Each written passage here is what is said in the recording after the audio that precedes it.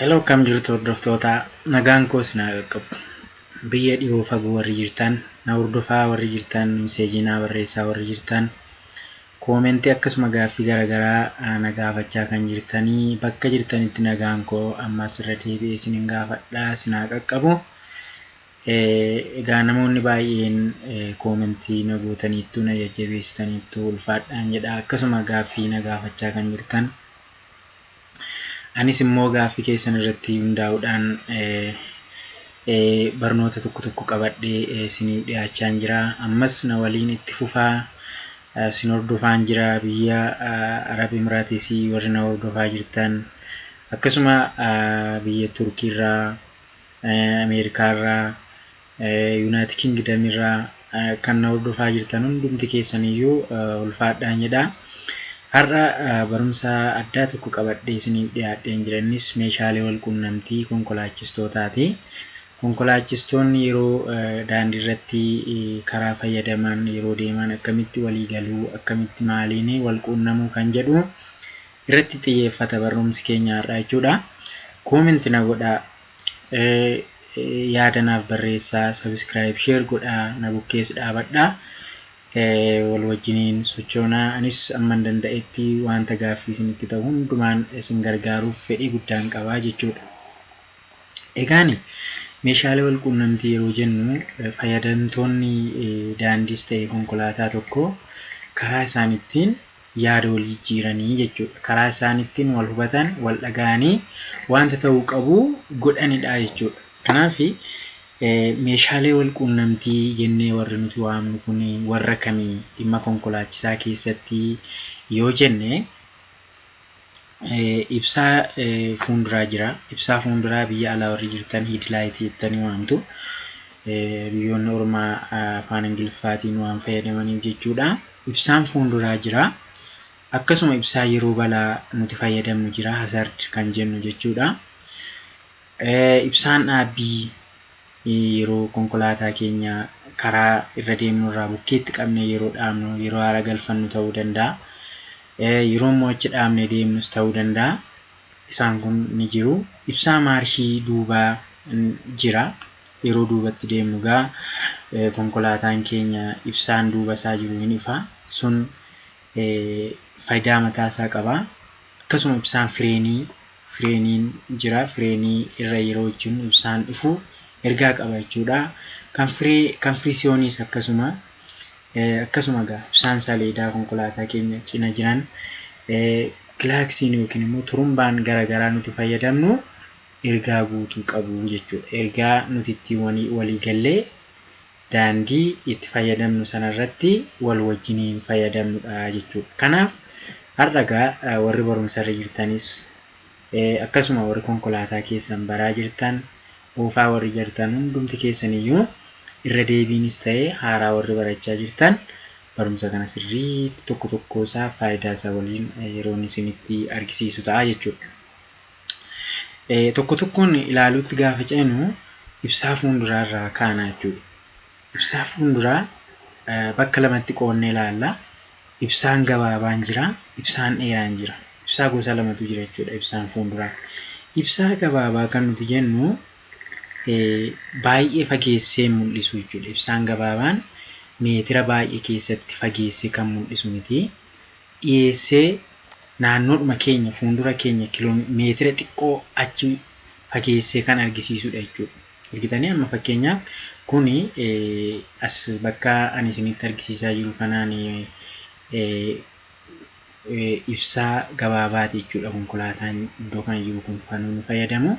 Ibsaan kun asitti yoo argitan ta'e baay'ee fagoo hin deemne jechuudha. Dhiyoo jira konkolaataarraa achi fagaatee hin jiru jechuudha.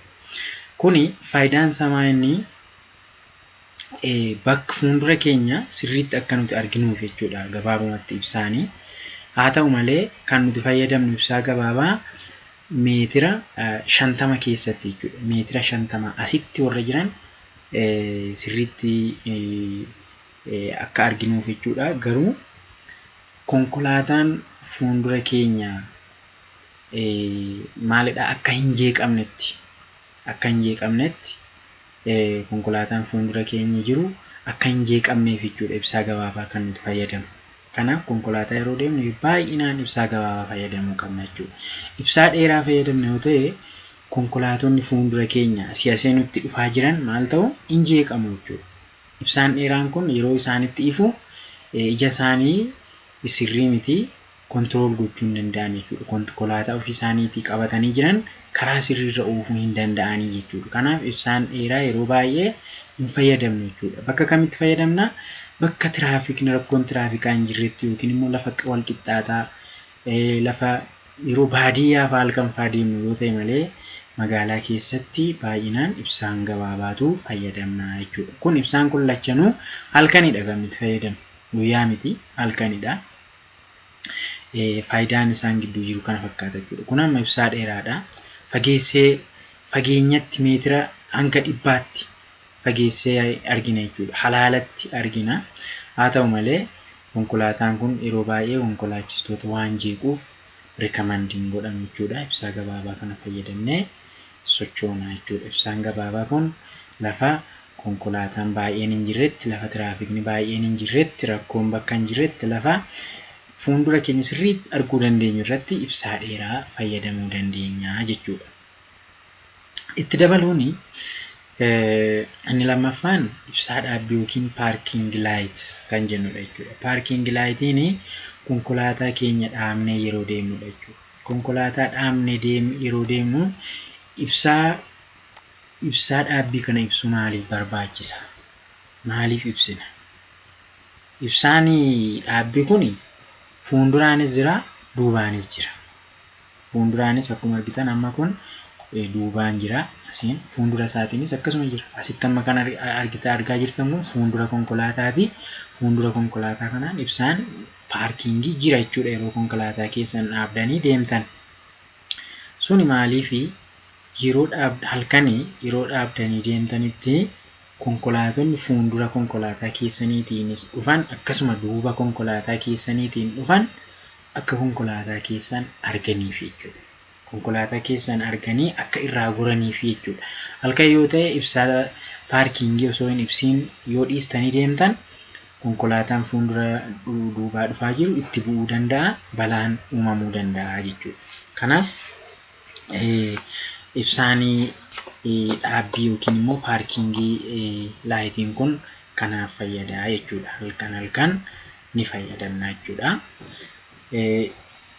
Inni kan biraan ibsaa yeroo balaa yookiin hazard laayits jennaa jechuudha. Ibsaan yeroo balaan akka tasaa konkolaataa keenyaan uumamuu danda'a yookiin keenya irratti uumamuu danda'a. Wanta garaagaraa yeroo ta'utti ibsaa hazard laayitiin ibsina jechuudha. Hazard laayitiin kun fuuldura konkolaataa keenyaan bukkee lamaan isaatiin jechuudha. Fuulduraan bukkee lamaan jira, duubaanis bukkee lamaan jira jechuudha.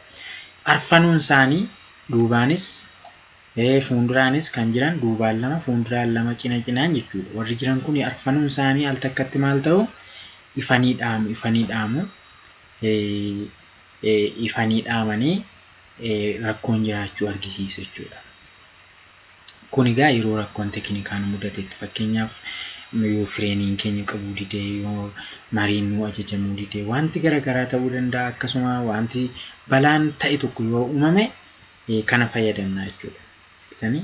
Yeroo cidhaafaa, yeroo sargii, yeroo gaddaa akkasuma wanta garaagaraa irratti ibsaa balaa yookiin immoo hazard laayitii fayyadamna jechuudha. Yeroo roobaas hin fayyadamna. Yeroo roobaa maaliif akka konkolaatonni biroon hubatanii balaan dhageessisnetti akka isaan of eeggatanitti dirqama hazard laayitii kana hin fayyadamna jechuudha. Egaa kuni maalidhaa? Wal quunnamaa jira jechuudha. Walii galaa jira yookiin immoo osoo karaan beekii nama fakkeenyaaf balaan tokko uumamee hazardii yeroo ibsinutti namni nu bukkee yookiin fuuldura keenya jiru maal hubata jechuudha? Balaan uumamuusaa bareera jechuudha. Kun informationii walii dabarsineerra jechuudha. Meeshaalee wal quunnamtii keessaa tokkodha jechuudha. Balaan uumameera. Kanaaf inni kaan karaarraa goraa, inni kaan immoo waan ta'uu qabu tokko waliif gochuu danda'a jechuudha. Kanaaf mallattoolee walii galteetii jechuudha. Inni kan biraan ibsaa maarshii yookiin immoo ibsaa duubaati. Ibsaan duubaa kuni yeroo nuti konkolaataa keenya duubatti deemsifnutti yookiin immoo maarshii keenya isa duubaa galchinee maarshii keenya galchinee yeroo duubatti deemnutti ofumaa ifa jechuudha. Ofuma isaatii ifa. Sun maaliif duuba keenya konkolaataa keessa keenyaan garagallee ilaallee waan jiru hubachuudhaaf akkasuma immoo nu duukaadhaan konkolaachistoonni dhufan duubatti deemuu keenya akka isaan hubataniif nu gargaara jechuudha. Ibsaan duubaa jechuudha. Ibsaan duubaa baay'inaan adii ifa, diimaa miti jechuudha. Inni kun egaa kan ittiin inni bakka buufamedha jechuudha. Okay. Inni kan biraan ibsaa hurrii bittimsu yookiin immoo fog light jennaan jechuudha. Ibsaa hurrii bittimsu yookiin immoo fog light kan nuti jennu kun yeroo baay'ee yeroo bokkaan roobu fayyadamna. Fog light yeroo bokkaan roobu fayyadamna. Hurriin fuuldurri keenya baay'isee kan nutti mul'anne yoo ta'e ibsaa kana fayyadamnee deemna jechuudha. Amma ta'e tokko hurriin akka inni nun dhorkine waan inni bittimsuufi jechuudha. Okay. Kan biraan asirratti wanti isinitti himu ibsaan hurrii kun kan waliigaltee keessatti miti kan inni ramadamu. Ibsaa ittiin waliigalan yookiin immoo akka fireechaa akka fireenii miti. Inni kun hurriidhuma fuuldura keenya jiru akka sirriitti inni ifaa ilaalcha nun dhorkine bittimsuudhaaf malee ibsaa kan nuti ittiin namoota biroo faana ittiin walii gallu keessatti hin ramadamu jechuudha. Okay. Kan biraan ibsaa fireeniiti. Ibsaa fireenii kan nuti jennu immoo yeroo nuti fireenii irra jennu konkolaataa keenya saffisa isaa hir'isuu yeroo barbaannetti, fixinatii isaa hir'isuu yoo barbaannetti, konkolaataa keenya dhaabuu yoo barbaannetti maalirra jenna? Fireenii irra jenna jechuudha. Fireenii yookiin bireekii keenya irra yeroo jennutti ibsaan fireenii duubaa maal ta'a? Hin ifaa jechuudha. Hin ifaa jechuudha. Yeroo sana maaltu hubatama? Konkolaatonni duuba keenya jiran maal ta'u? Akka nuti dhaabachuu barbaanne baru jechuudha. Akka ati dhaabachuu barbaadde baranii ofii isaaniitis maal ta'u jechuudha? Hin dhaabbatu yookiin immoo sirraa goru jechuudha. Kanaaf ibsaan duubaa yeroo nuti fireenii qabne ifu suni diimaa ifaa. Diimaa ifuun isaa immoo fireeniin qabamuu argisiisa jechuudha. Argitanii fireeniin yeroo irra hojjetamu maal ta'a? Diimaa ifaa jechuudha. Kanaaf kan fireenii bakka mataa isaa qaba.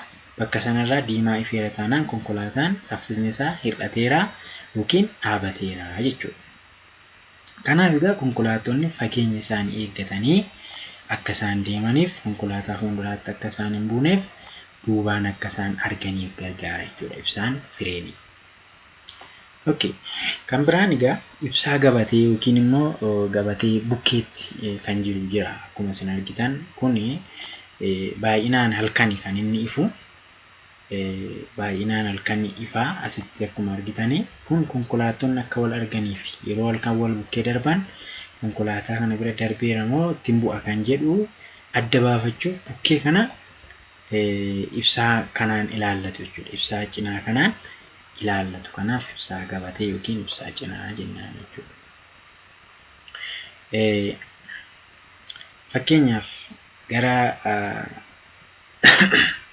fireechaatti gaafa dhufnu fireechaanis meeshaalee wal quunnamtii keessaa isa tokkodha jechuudha. Keessumaa ibsaan fireechaa meeshaalee wal quunnamtii keessaa isa barbaachisaadha. Ibsaan fireechaa. Fireechaan gosa lama qaba yookiin immoo kan bitaaf kan mirgaati. Ibsaa fireechaa gara bitaa fi ibsaa fireechaa gara mirgaa jennee iddoo lamatti qoodnee ilaalla. Iddoo lamatti qoodnee ilaalla. Ibsaa fireechaa isa kan gara bitaa yoom fayyadamna? Ibsaa fireechaa isa gara mirgaa immoo yoom fayyadamna jennee adda baafnee ilaaluu qabna jechuudha. Ibsaa fireechaa isa gara bitaa bakka dhaabbanne yeroo kaanudha jechuudha. Bakka dhaabbattanii fakkeenyaaf yeroo dhaabbattan garam dhaabbattu? Akkaataa biyya keenyaatti gara mirgaa dhaabbanna. Xarzii mirgaa qabanneeti jechuudha kan nuti dhaabbannu yeroo baay'ee. Maaliif garri bitaa keenya daandii walakkaa ta'a waan ta'eef gara mirgaa qabannee dhaabanna jechuudha. Konkolaataa nama yeroo buusnus konkolaataa dhaabnus xarzii mirgaa keenyarra seentimeetira 40 itti xagaa jennee dhaabna jechuudha. Kanaaf yeroo iddoo dhaabbanne sanaa kaanu maal argisiisuu qabna? Fireechaa bitaa argisiisna jechuudha. Gara bitaatti ka'ee deemuufanii jennee argisiisna jechuudha. Kanaaf iddoo dhaabbanne ka'uuf tokko, inni lammaffaan dursinee deemuudhaaf konkolaataa fuuldura keenya jiru dursinee deemuudhaaf yoo barbaanne maal taana? Maal goona? Fireechaa bitaa ibsina. Konkolaataa fuuldura keenya sana darbuudhaaf tokko maal goona? Dursinee kilaaksii goona. Kilaaksii yeroo goonetti konkolaataan fuuldura keenyaa sun yoo nu eeyyamuu isaa immoo maaliin beeknaa?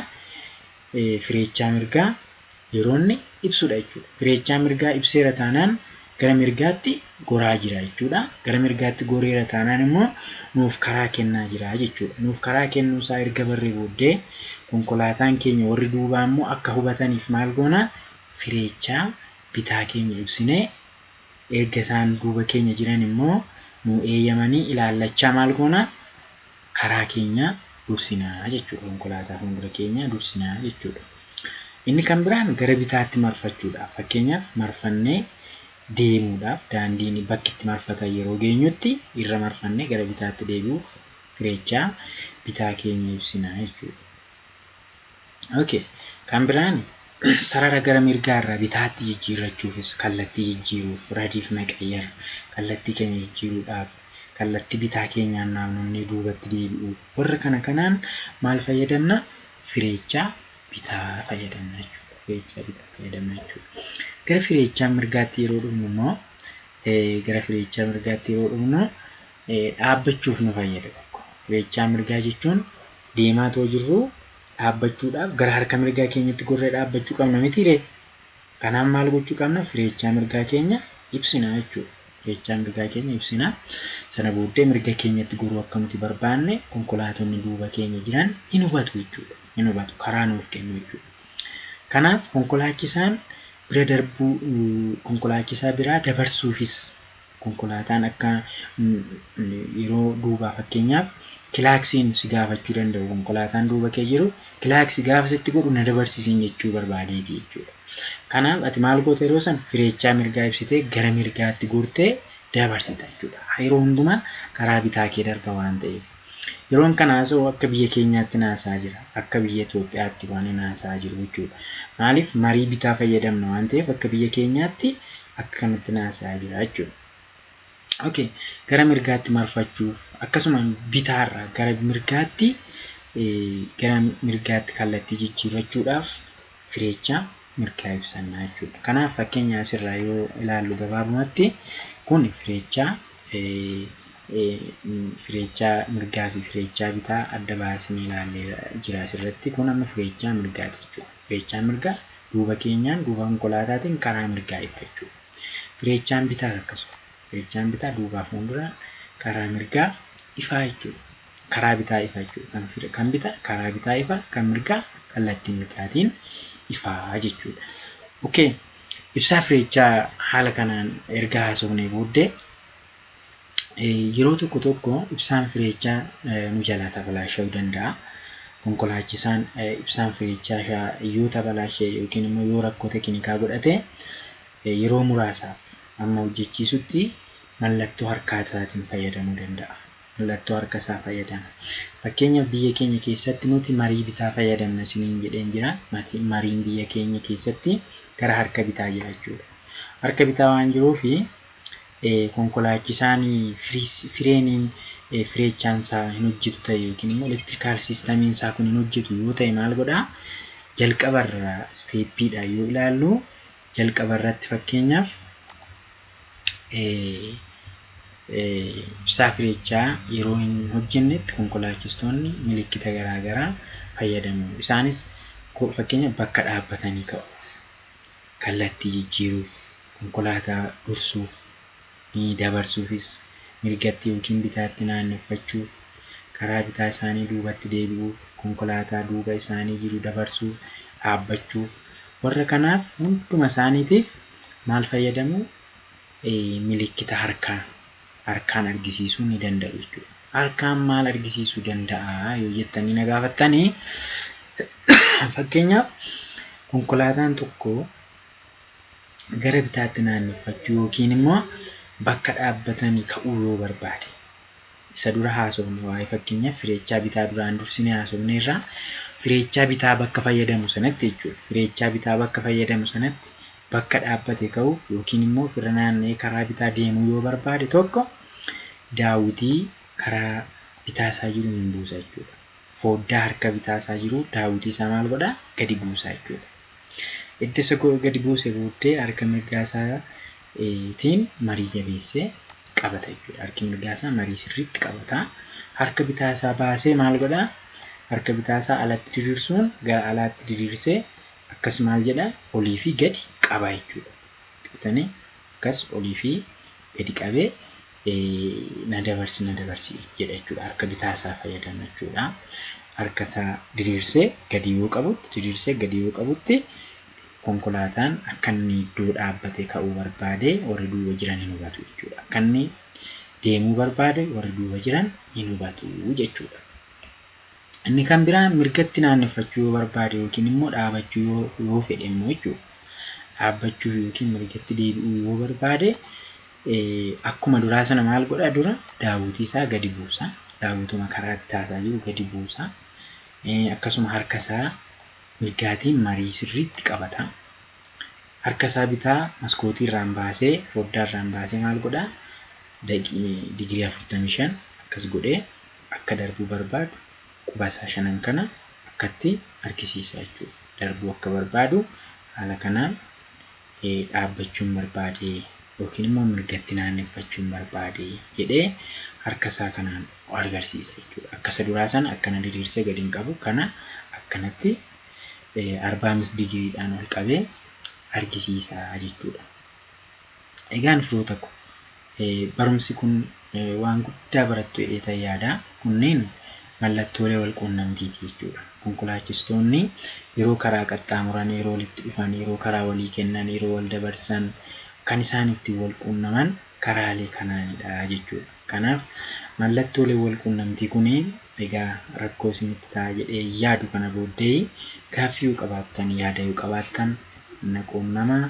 Anis immoo isin wajjin nan jira. Viidiyoon kun immoo akka isin qaqqabuuf like, share, subscribe gochuudhaan viidiyoo kan biroo argadhaa. Galatoomaa nagaa ta'a.